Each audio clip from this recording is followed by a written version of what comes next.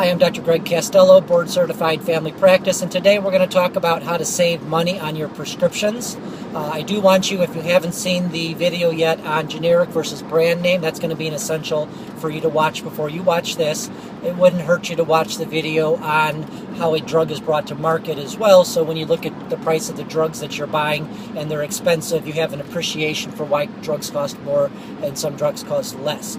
So the first thing obviously to do is to look at your medications, and if you're on multiple medications, probably a good starting point is to pick the most expensive medication you have and then work down from there and try and get cheaper alternatives, but the most bang for the buck is going to save money on your most expensive prescription. So you're going to want to ask your doctor if there's a generic medication for the medication, and that's obvious and that's pretty easy. We'll use Nexium as an example of a medication. It's a stomach acid medicine called a PPI, and it's brand name only. It's very expensive, about $150 a month. So if you were on Nexium and you asked your doctor, he would say, no, there's no generic equivalent to that. The next thing you would ask is, well, if there's no generic, are there other drugs in that PPI class of drugs that are available as generic? And the answer is yes, there's actually several. So Prilosec, we talked about before, prescription over-the-counter, is inexpensive. It's almost the exact same medication. Protonix or pantoprazole is my favorite in this class of drugs, also available as a generic. So you're on brand name Nexium. The doctor can't give you generic because one doesn't exist yet, but they could switch it to generic Protonix or generic Prilosec, and then you would price that and get a different drug, but in the same family with almost essentially the same effects as your brand name only medication. The next example would be is if you were on a diabetic medication as an example, and it was a brand name only drug, and you asked the doctor to put you on the generic, and there is no generic to that drug. The next question is there other drugs in that class of drugs that are available as generic? And as an example, we'll say no, there are no other generic drugs that are available in this class. So this class of drugs that you're on only has newer brand name only drugs. You could ask your doctor, well, it's a diabetes medication. Maybe there's a different class of diabetic drug you could put me on that has a generic equivalent that would be cheaper. And that's fine to do that if there's not an absolute specific reason why you ended up on that drug. Another drug in another family that treats diabetes might be good for you. It would be apples to oranges, so you would have to switch the medication.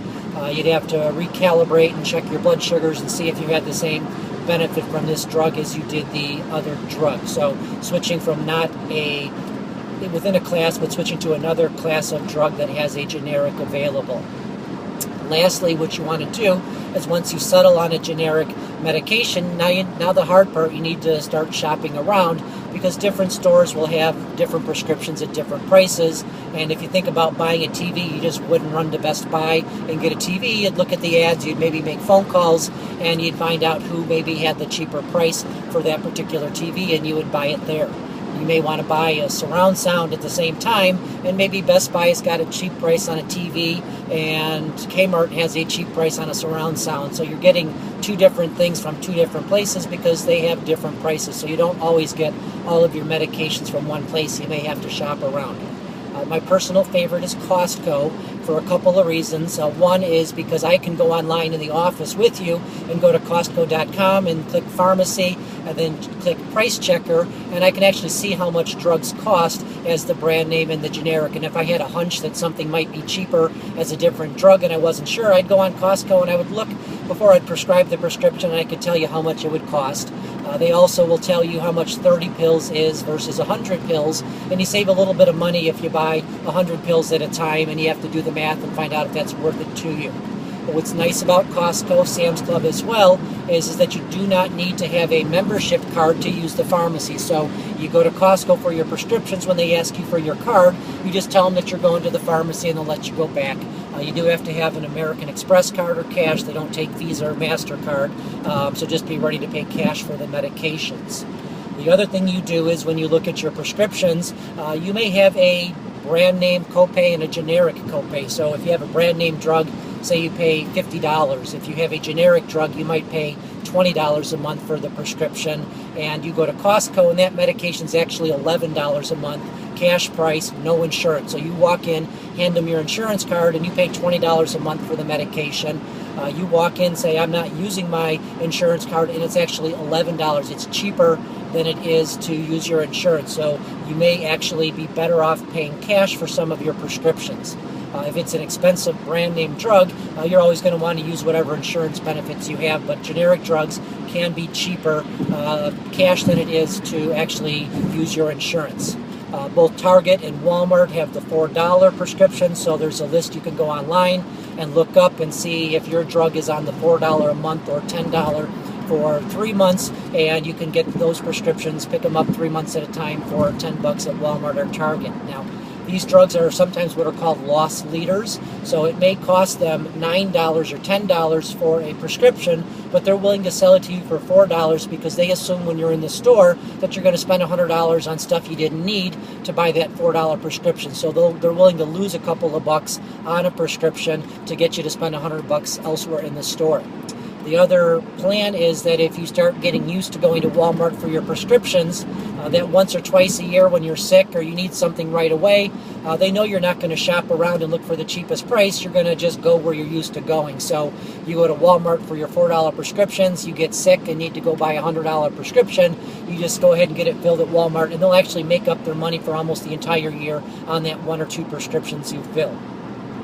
Costco has a little bit different pricing policy. They don't charge a specific flat fee. They definitely don't have loss leaders.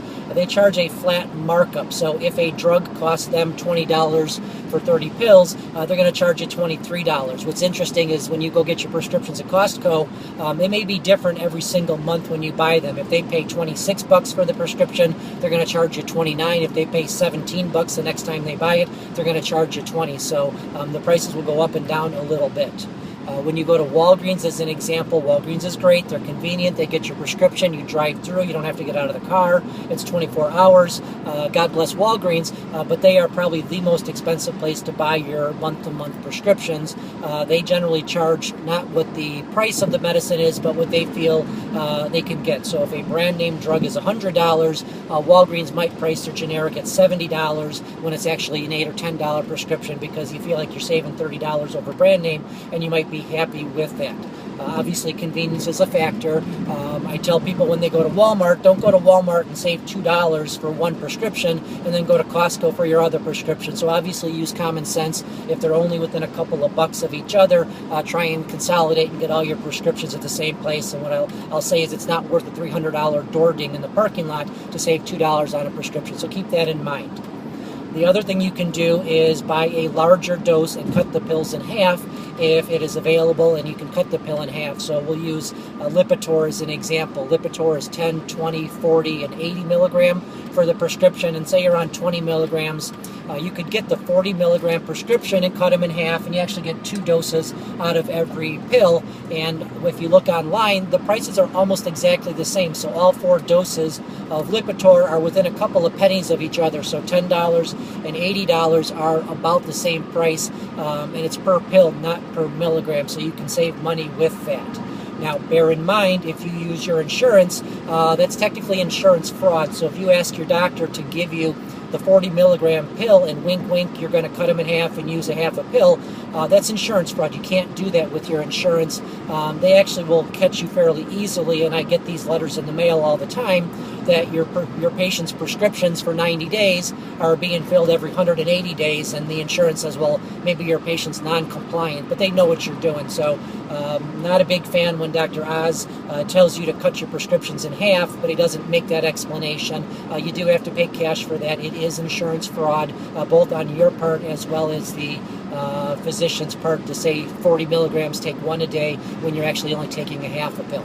Now, the doctor could say take 40 milligrams 1/2 a day, but guess what? You're only going to get 15 pills in a month, because they'll do the math and say, well, half a pill a day, that's 15 pills, so you don't actually save any money. So probably made it more complicated than it needs to be, but just to recap, if you're actually still listening, generic is your first easiest answer. Shop around for who's got the generic, the cheapest prices, because it might change. It might be cheaper to use cash instead of using your insurance card for some of your prescriptions. If you have a mail away available, that's always going to be a cheaper option than going month to month, and it's also more convenient. You just have to set up a credit card account, and they will start mailing your prescriptions every 3 months. They keep track of when you need to refill, and they'll send you an email reminder as well. So you can save money on your prescriptions. Dr. Greg Castello, thanks.